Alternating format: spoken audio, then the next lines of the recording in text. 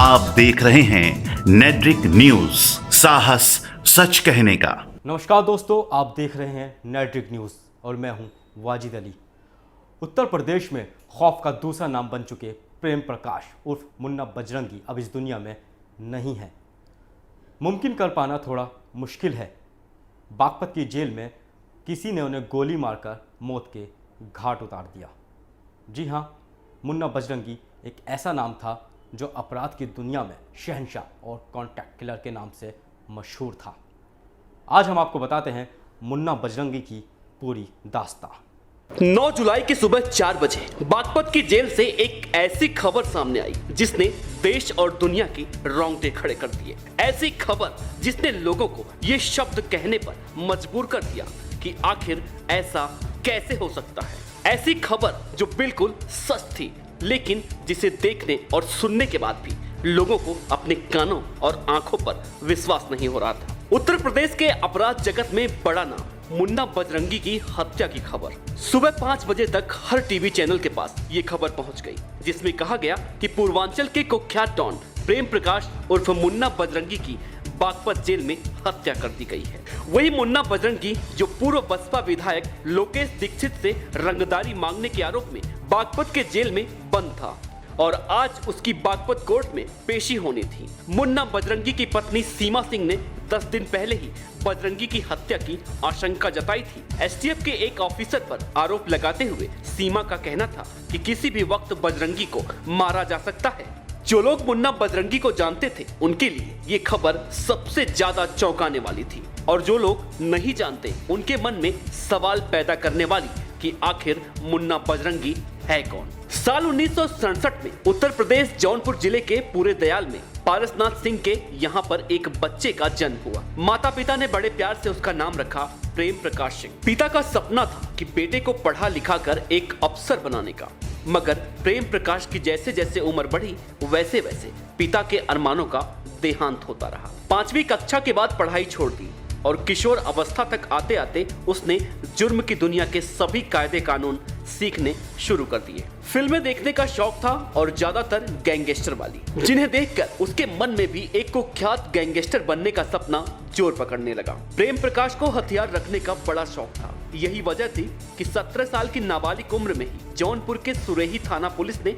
उसके खिलाफ मुकदमा दर्ज कर लिया। इसके बाद तो जैसे ये प्रेम प्रकाश के लिए जुर्म की दुनिया में जाने का एक रास्ता बन गया। ऐसा रास्ता जहां पर उसने 120 की रफ्तार पर दौड़ना शुरू कर दिया और मुन्ना बजरंगी के नाम से एक कुख्यात गैंगस्टर बनकर उभरा। मुन्ना बजरंगी को अब अपराध की दुनिया से इतना लगाव हो गया था कि उसने पूरे देश में अपने नाम का डंका बजाने की ठान ली, जिसके लिए उसने जौनपुर के दबंग माफिया गजराज सिंह का संरक्षण हासिल किया। मुन्ना अब उसके लिए काम करने लगा था और 1984 में वो दिन आया जब उसने पहला मर्डर किया। मुन्ना ने लूट के लिए एक व्यापारी की हत्या कर दी थी और अब शेर के मुंह में खून लग चुका था। उसने गजराज के इशारे पर ही जौनपुर के बीजेपी नेता रामचंद्र सिंह की हत्या करके पूर्वांचल में अपना दम दिखाया और उसके बाद एक एक करके कई लोगों को मौत के घाट उतार दिया। लेकिन यह उसके लिए काफी नहीं था। कुख्यात डॉन बनने का सपना लिए मुन्ना बजरंगी अब पूर्वांचल के बाहुबली माफिया और राजनेता मुख्तार अंसारी के गैंग में शामिल हो गया। 90 के दशक का जाना माना नाम मुख्तार अंसारी अपराध की दुनिया का बेताज बादशाह था। अंसारी ने अपनी धाक बढ़ाने के लिए राजनीति में कदम रखा और 1996 में समाजवादी पार्टी के टिकट पर मऊ से विधायक निर्वाचित हुए। मुख्तार अंसारी की पावर बढ़ते ही मुन्ना की धाक बढ़ने लगी और अब छोटी मोटी चोरी और लूटपाट को छोड़ सीधे सरकारी ठेकों को प्रभावित करने लगा।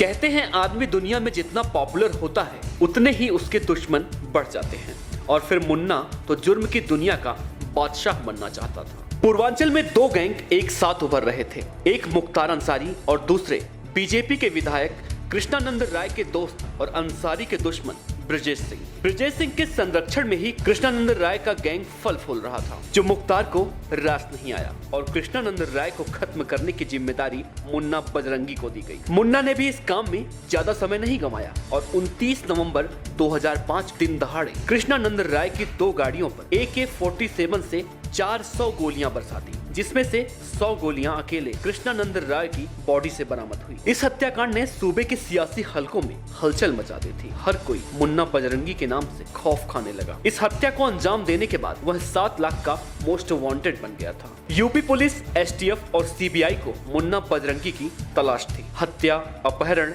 वसूली, ऐसा कोई मामला नहीं बचा था जो उसने ना किया हो। यूपी पुलिस और एसटीएफ लगातार मुन्ना बजरंगी की तलाश कर रही थी। उसका यूपी और बिहार में रह पाना मुश्किल हो गया था। दिल्ली भी उसके लिए सुरक्षित नहीं था। इसीलिए मुन्ना भागकर मुंबई चला गया। उसने एक लंबा अरसा वहीं गुजारा। इस दौरान उसका कई बार विदेश जाना भी होता रहा। उसके अंडरवर्ल्ड के लोगों से भी रिश्ते मजबूत होते जा रहे थे। वो मुंबई से ही फोन कर अपने लोगों को दिशा निर्देश दे रहा था। 29 अक्टूबर 2009 ये वो दिन आया जब दिल्ली पुलिस ने मुन्ना को मुंबई के मलाड इलाके में नाटकीय ढंग से गिरफ्तार कर लिया। माना जाता है कि मुन्ना को अपने एनकाउंटर का डर सता रहा था, इसीलिए उसने खुद एक योजना के तहत दिल्ली पुलिस से अपनी गिरफ्तारी कराई थी। जेल में बंद रहने के दौरान भी मुन्ना पर लोगों को धमकाने, वसूली करने जैसे मामले भी सामने आते रहे। मुन्ना बजरंगी ने खुद इस बात का खुलासा किया है कि उसने अपने 20 साल के आपराधिक जीवन में 40 से ज्यादा हत्याएं की हैं। कहते हैं जुर्म की उम्र ज़्यादा नहीं होती। इंसान अपना एक जुर्म छुपाने के लिए 1000 जुर्म करता है और वो जुर्म उसे उस कगार पर लाकर खड़ा कर देता है जहां से उसके लिए सिर्फ नर्क का रास्ता बचता है। हमारे साथ जुड़े रहने के लिए हमारे YouTube चैनल को सब्सक्राइब करें, साथ ही बेल आइकन को दबाएं। नेटवर्क न्यूज की खबरें सबसे पहले